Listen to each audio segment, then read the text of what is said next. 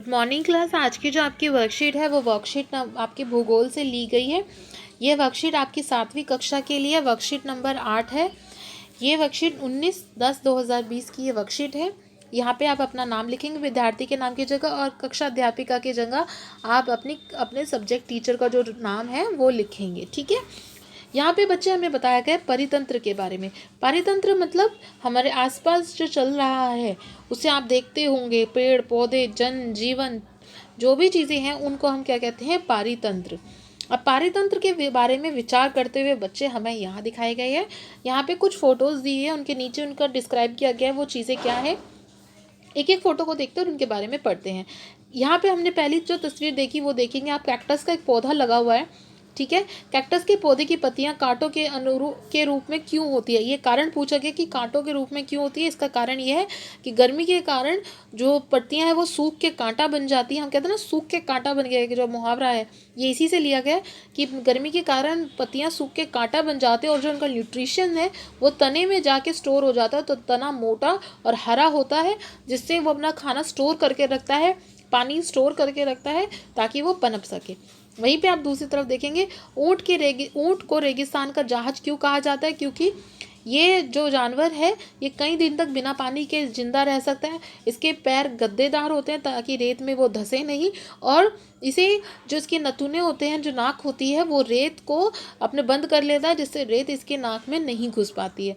तो इस तरह से ये जानवर जो स्पेशली जो प्रकृति की देन है ऐसी जगह के लिए जो रेगिस्तानी होती है। वहीं पे आप देखेंगे जो तीसरी जो तस्वीर है वो एक कमल की दी गई है। कमल के पौधे की पत्तियां चपटी क्यों होती है, ताकि वो पानी के ऊपर तैर सके और अपना न्यूट्रिशन हवा ले सके। मेंढक पानी के पास क्यों पाए जाते हैं मेंढकों को, क्योंकि ताकि वो पानी के ऊपर उड़ रहे मक्खी मच्छर जो कीड़े मकोड़े हैं उनको खा सके, और वो पानी और पानी से बाहर दोनों जगह रह सकते हैं। वो अंडे जब अंडे में होता है और जब वो अंडे से बाहर निकलता है तब काफ़ी जीवन वो अपना पानी के अंदर निकालता है और कुछ जीवन पानी के बाहर। तो ये दोनों ही धरती पे और पानी में जिंदा रह सकता है। वहीं पे जो तीसरी की जो आखिरी तस्वीर दी गई है वो है एक मछली की। तटीय क्षेत्रों में रहने वाले लोगों के भोजन के मुख्य साधन मछली क्यों होती है, क्योंकि मछली आसानी से मिल जाती है उनको, और जो आसानी से मिलता है वही भोजन होता है। चाहे हम आदि मानव को देख लें या आज के मानव को देख लें, हमारे आसपास जो चीज़ें सबसे ज़्यादा मिलती है वही हमारा भोजन होती हैं। तो आइए बच्चों आगे हम पढ़ते हैं। पारितंत्र की एक बहुत सुंदर तस्वीर जो दे रखी है वो यहाँ दे रखी है। यहाँ पे आप देखेंगे पानी है, झरना है, पेड़ है, पौधे हैं, मिट्टी है, घास है, बत्तख है, हंस है, हिरन है, पक्षी है, गायें हैं, फूल हैं, पौधे हैं। तो एक बहुत सुंदर चित्र दे रखा है। अब इसके बारे में, ये सारा ही हमारा क्या है, ये सारा ही हमारा पारितंत्र है। ठीक है। अब हम इनके बारे में पढ़ते हैं। विभिन्न स्थानों पर पाए जाने वाले जीव जंतु, क्या कहा जा रहा है, विभिन्न स्थानों पर पाए जाने वाले जीव जंतु वनस्पति लोगों के रहन सहन के तरीके भिन्न भिन्न होते हैं। सभी पेड़ पौधे जीव जंतु मानव अपने आसपास के पर्यावरण पर आश्रित होते हैं। आज भी हम आश्रित हैं, हमारे खाने पीने रहने के लिए हम अपने पर्यावरण पर ही आश्रित हैं। प्राय वे एक दूसरे पर निर्भर होते हैं। अगर पेड़ पौधे, हम छोटे छोटे जानवरों को खाना देते हैं, जो हमारे कबूतर हो गए उनको दाना देते हैं, तो कुछ जीव जंतु हमारे पे हम निर्भर रहते हैं और हम जीव जंतुओं पे निर्भर रहते हैं। फॉर एग्जाम्पल गाय भैंस होगी, हम उन पे निर्भर है, वो हम पे निर्भर है। हम उन्हें घास देते हैं, वो हमें दूध देती हैं। जीवधारियों का आपसी एवं अपने आसपास के पर्यावरण के बीच जो ये संबंध होता है ये पारितंत्र कहलाता है। यानी कि हमारा उनसे संबंध और उनका हमसे संबंध जीवन को लेकर, इसको हम क्या कहते हैं, पारितंत्र। ना जीवन उनका हम पे निर्भर करता है और हमारा उन पे निर्भर करता है।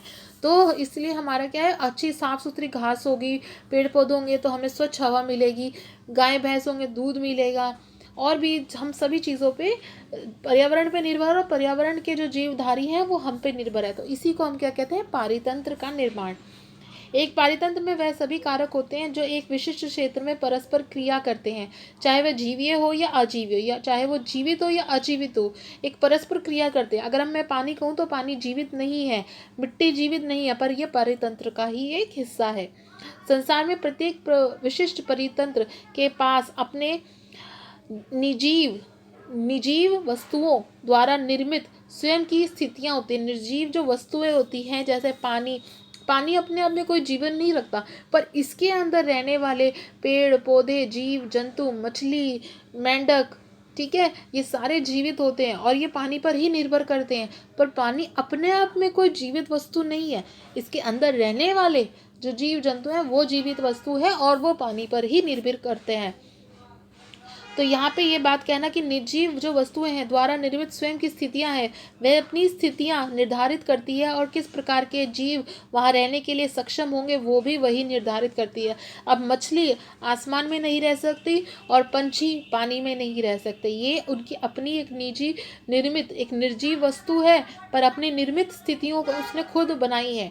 जैसे हवा में एक पंछी उड़ता है, उसकी वो खुद की निर्मित स्थिति है जो वायु ने बनाई, और वायु जीवित नहीं है, हवा जीवित नहीं है। जीव जंतु केवल वहीं पनप सकते हैं जहां उनकी ज़रूरतें पूरी हो। अधिक वर्षा वाले वन, घास स्थल, रेगिस्तान, पर्वत, झील, नदी, महासागर एवं छोटे से ताल का भी एक पारितंत्र हो सकता है। ये एक पारितंत्र का ही एग्जाम्पल है कि आसपास देखिए पानी है तो पानी से बत्तख आ रही है, बत्तख मछलियों के लिए आ रही है, मछली के लिए बत्तख आई है, बत्तख से फिर यहाँ पे आप देखेंगे कि सांप भी होंगे। उसके बाद यहाँ पे आप देखेंगे घास उग रही है तो हिरन आ रहे हैं, गाय भैंस आ रही है, गाय भैंस क्यों आ रही है, घास है। और ये एक छोटी सी परितंत्र की है कि लोग जो जीव जंतु वो एक दूसरे पे निर्भर करते हैं। मानव ने भी अपने विवेक के उपयोग से मछली घर, बागान और बाग यानी कि पार्क जैसे कृत्रिम परितंत्रों का निर्माण। आपने कई सारे मछली घर देखे होंगे, बागान देखे होंगे, पार्क देखे होंगे जहाँ पे आपको झील, झरने और मछली, बत्तख आपको देखने को मिलती है। ये सारा क्या होता है, ये एक छोटा सा परितंत्र होता है जो मानव निर्मित होता है।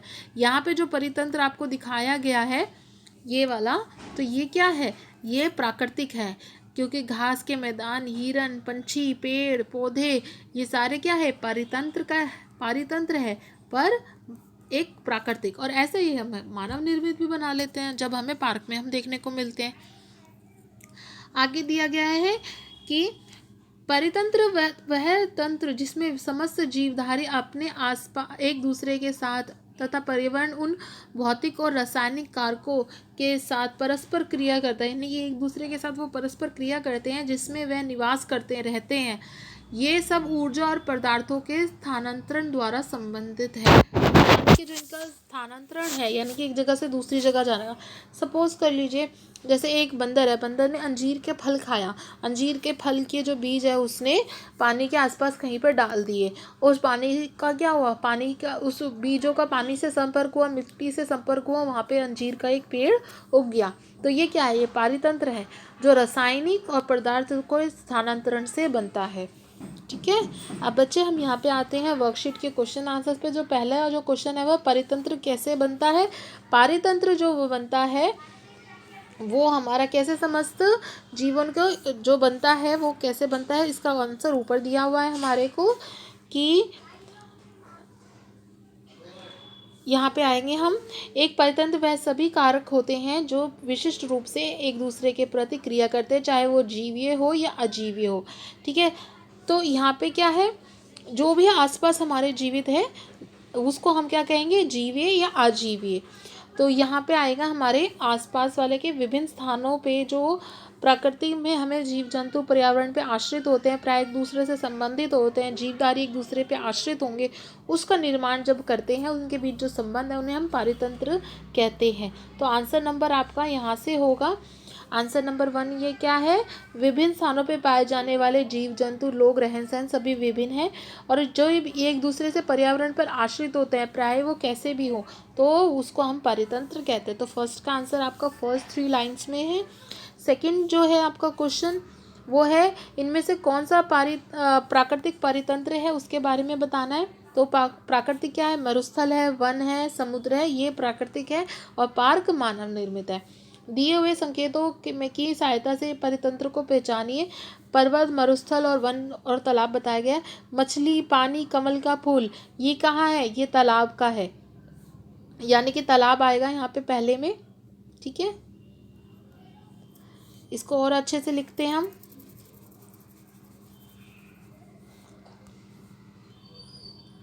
ठीक है, यहाँ पे पहले में आएगा तालाब।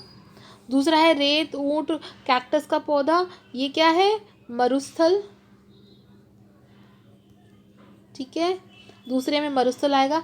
तीसरा है घने पेड़ जंगली जानवर, ये क्या है वन, तीसरे में वन आएगा। चौथा है शंकुधारी पेड़ और भेड़ बर्फ और ये सब आएंगे पर्वत पे। तो यहाँ पे बेटा ये आपका लास्ट में क्या आएगा पर्वत। और यहाँ पे आपकी जो वर्कशीट है वो कंप्लीट हो जाती है। लास्ट में आपका एक छोटा सा एक आपका दिया हुआ है संदेश कोविड को लेके, कोरोना को लेके कि नियमित रूप से अपने हाथ धोने हैं। 20 सेकंड तक आपको अपने हाथ धोने हैं ताकि आप स्वच्छ और बने रहें और आपको कोरोना जैसी बीमारी ना हो। बच्चे यहाँ पे आपकी वर्कशीट ओवर होती है। होप सो आपको समझ में आ जाए और ये क्वेश्चंस आपको कंप्लीट करके अपनी टीचर को रिवर्ट बैक करने हैं जल्दी से जल्दी।